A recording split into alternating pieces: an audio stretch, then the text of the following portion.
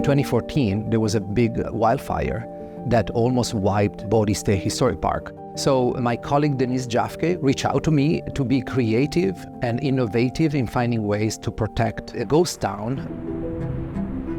This initiative all started in 2016 through $60,000 seed funding coming from CITRIS.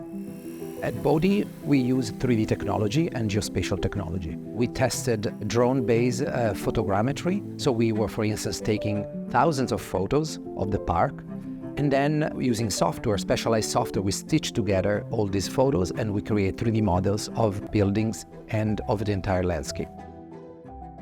The success of that initial experiment convinced the California State Park to support our work, this time for the entire California State Park system. So then we thought to engage the users, to find ways to tell these stories in a different way that was more engaging, more interactive, through technology like VR and AR, being able to project 3D models, historic characters onto the landscape, and then learn about them with their family, with their friends. And I think this is really how this app would make a difference for people going to the parks.